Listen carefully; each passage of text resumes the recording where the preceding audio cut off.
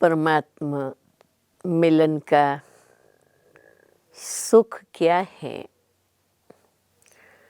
वो शब्दों में वर्णन करना बहुत मुश्किल है। लेकिन परमात्मा से मिली हुई प्राप्ति औरों के लाभार्थ देना, ये भी एक कर्तव्य समझकर मैं आपको आज ब्रह्मा बाबा के साथ के मेरे अनुभवों को बताते हुए मैं बहुत गौरव भी महसूस कर रही हूँ, लेकिन मैं बहुत गदगद भी हूँ।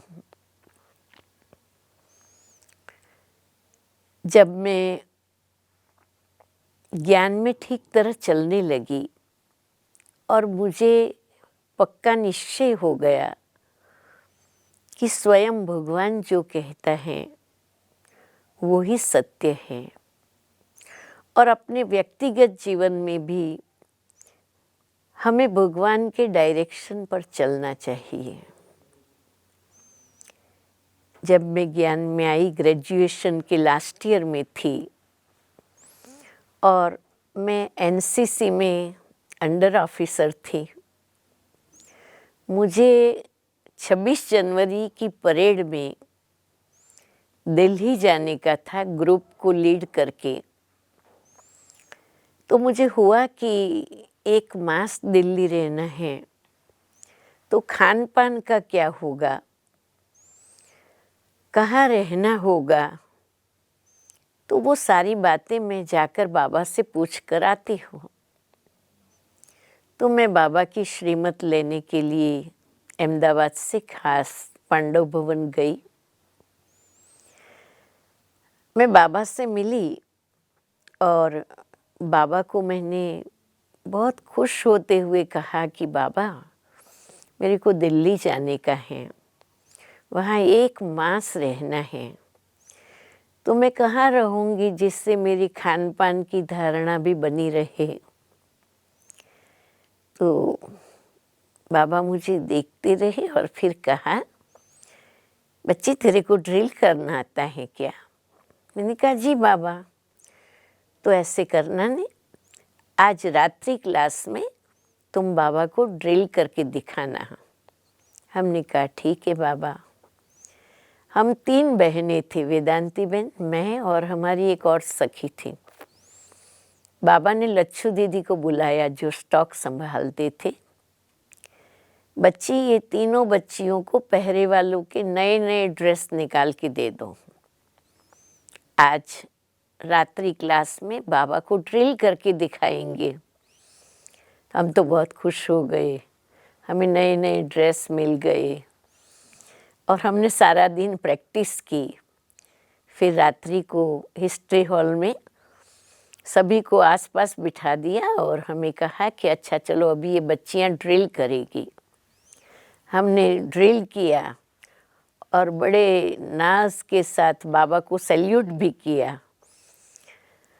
बाबा ने बहुत अप्रिशिएट किया और कहा कि अगर ऐसी बच्चियां रूहानी ड्रिल कराना सीख जाए तो बाबा का नाम पूरे विश्व में बाला कर सकती हैं। ऐसा बोल करके फिर बाबा ने टोली खिलाई, गुड नाइट किया, काम पूरा हो गया। पर मुझे तो सारी रात नींद नहीं आई, इसी सोच में कि बाबा ने ये तो बताया ही नहीं है कि मैं कौन से सेंटर पर जाऊंगी, कहाँ रहूंगी। सुबह हुई, मुरली क्लास चला। मुरली क्लास से जैसे ही बाबा निकला दरवाजे से, तो मैंने बाबा का हाथ पकड़ लिया और मैं बाबा के साथ साथ बाबा के ऑफिस में चली गई। बाबा बैठे, सामने मैं बैठी। फिर मैंने कहा, बाबा आपने ये तो बताया ही नहीं कि मैं कहाँ जाऊंगी दिल्ली में, किसके पास रहूंगी। तो बाबा बड़ा मीठा मुस्कुराते रहे, मेरी ओर देखते ही रहे। फिर धीरे से मेरे को बोला, बच्ची, तेरे जैसी बच्ची का 1 मास का टाइम वेस्ट हो जाएगा। बाबा नहीं चाहता है कि तुम दिल्ली जाओ। बाबा का ये कहना, और मैंने बस 2-4 सेकंड में बाबा को बोल दिया, ठीक है बाबा, अगर आप नहीं चाहते हैं मैं नहीं जाऊंगी। बस वो वार्तालाप पूरा हो गया।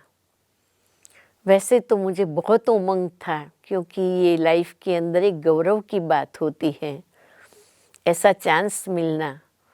उसमें हमें 1 मास रहने का 3 ड्रेस मिलते हैं, फिर हमें सर्टिफिकेट मिलता है, मेडल मिलता है। तो विद्यार्थी जीवन में तो ये सबका अट्रैक्शन होता है ना।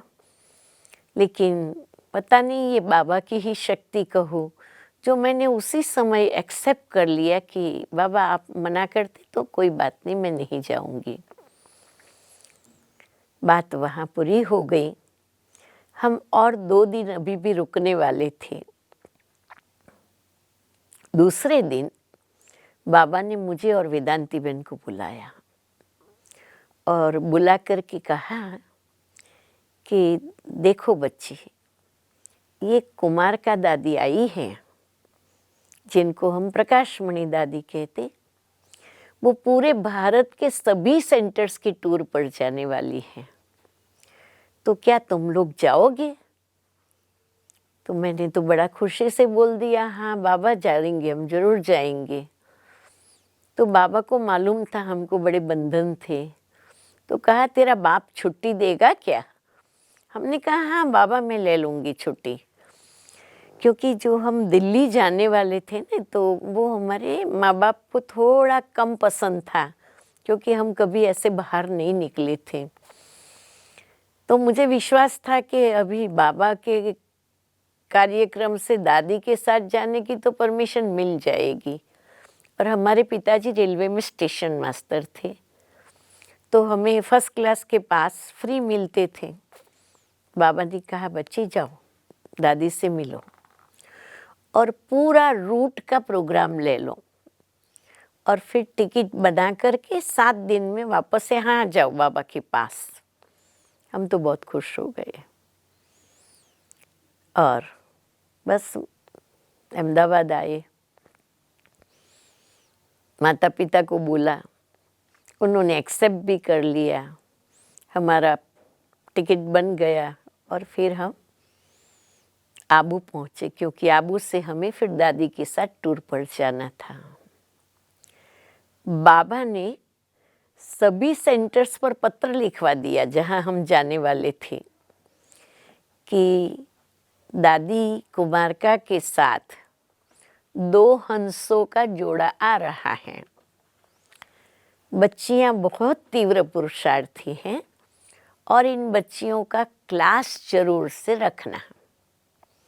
ऐसा पत्र सब जगह डलवा दिया और वो दिन आया, दादी के साथ टूर पर हम निकले। तो हम जहाँ जाते थे वहाँ सभी लोग यही कहते थे, हाँ बाबा ने आपके लिए लिखा था पत्र में, तो आप वही हो ना चंद्रिका बहन और वेदांती बहन, आप ही हो ना। और फिर दादी भी, हम जहाँ जाते थे वहाँ पहले हम लोगों का क्लास लगती थी, क्लास में मिलने के लिए भेजती थी। अब आप सोचो ये कितना बड़ा भाग्य, दादी के साथ उस समय जयपुर, आगरा, कानपुर, कलकत्ता, उदयपुर, न जाने कितने सारे सेंटर्स के 25 दिन की टूर पर हम दादी के साथ थे।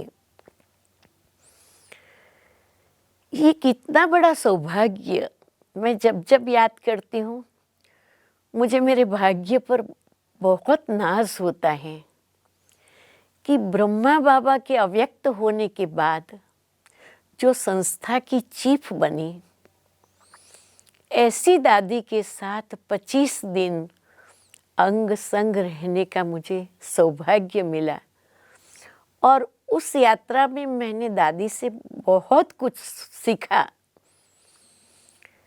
मेरे जीवन में मुझे त्याग का बहुत ज़्यादा भाग्य मिला है, क्योंकि मैंने बाबा की हर बात को या दादियों की हर बात को या चाहे कोई भी बड़े हैं उन्हों की बात को हमेशा आज्ञाकारी बनकर स्वीकार किया है।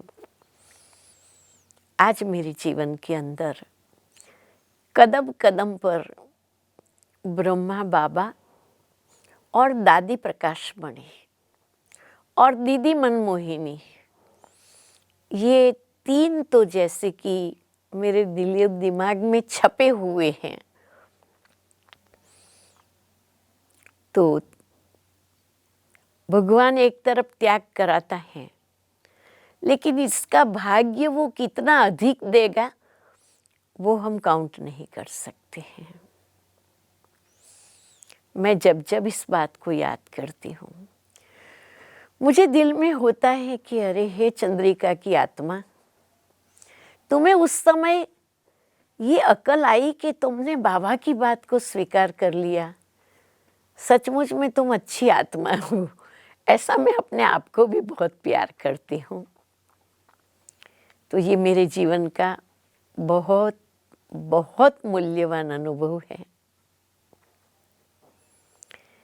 इसके आगे मेरे मन में हमेशा ये रहा कि मेरे दिल की हर बात भगवान को मालूम चलती है, क्योंकि वो मुझे बहुत प्यारा है और मैं उसकी बहुत प्यारी हूँ। वो मेरे लिए ही इस दुनिया में आया हुआ है, ऐसा मेरे को हमेशा ही अंदर में महसूस होता भी था, आज भी होता है। तो एक बार हम और वेदांती बहन पांडव भवन में थे और जनवरी का मास था, ठंडी भी बहुत थी। मेरे मन में एक संकल्प आया कि बाबा अमृत वेले हमें दृष्टि दे करके योग कराए तो कितना अच्छा। तो मैंने वेदांती बहन को बोला कि बहन, ब्रह्मा बाबा अपने को दृष्टि दे करके योग कराए तो कितना मजा आ जाए। तो हम बाबा को बोले। तो वेदांती बहन ने कहा, चंद्रिका इतने बड़े बाबा को तुम कैसे बोलोगी। मैंने कहा ठीक है, चलो ब्रह्मा बाबा को नहीं शिव बाबा को हम बोले। बोला बाबा को कैसे बोलेगी, शिव बाबा को। तो मैंने कहा चलो उठाओ डायरी पेन, और हमने एक संकल्प लिखा, शिव बाबा ब्रह्मा बाबा को बोलो अमृत वेले हमें दृष्टि दे करके योग कराएं। शिव बाबा ब्रह्मा बाबा को बोलो अमृत वेले हमें दृष्टि देकर योग कराएं। बस ये हमने लिख लिया। फिर मैंने वेदांती बहन को बोला अभी रात को भी हम बाबा को ये मैसेज भेजे, फिर सुबह 2:30 बजे उठ करके हम बाबा को मैसेज देवे। तो 2:30 बजे हम उठ गए और पांडव भवन में निर्वैर भाई जी का रहने का जो कमरा है उसके थल्ले से बाबा का कमरा दिखाई पड़ता। तो हम वहाँ बैठ गए और ठीक 3:15 बजे बाबा के कमरे में रेड लाइट हुई। तो हम उसको देख के इतना खुश हुए और जोर जोर से वो थॉट बाबा को भेजने लगे कि शिव बाबा ब्रह्मा बाबा को बोलो अमृत वेले दृष्टि देकर योग कराए। फिर मुरली क्लास में पहुंचे। मुरली क्लास में जैसे ही बाबा पहुंचे, अभी बाबा संदली पर बैठे भी नहीं हैं, खड़े खड़े बाबा ने बोला बच्चे आज अमृत वेले बाप दादा को संकल्प आया है, कल से 4 बजे बाप दादा बच्चों को दृष्टि दे करके निष्ठा कराएंगे। बाबा का ये बोलना और मेरी आंखों से गंगा जमुना का बहना शुरू हो गया कि भगवान तो भगवान है, आपने मेरी बात ब्रह्मा बाबा को बोल दी, ब्रह्मा बाबा ने आपकी बात सुन ली और इतना जल्दी एक्शन में भी ला दिया। इससे और परमात्मा शक्ति क्या हो सकती है। बस वो दिन मेरे जीवन का गोल्डन डे है कि जब मुझे दिल में ये गहरा विश्वास हो गया कि मैं जो कहूँगी मेरा बाबा सुनेगा, मैं जो कहूँगी मेरा बाबा करेगा, क्योंकि ये बाबा तो मेरे लिए ही आया है। तो हमारे संकल्प में अगर वो प्यार, वो लगन, वो निश्चय और वो सत्यता है तो वो बाबा तक पहुंचती है और बाबा हमें उसका तुरंत प्रमाण देता है, क्योंकि आखिर वो हमारा आत्माओं का बाप है।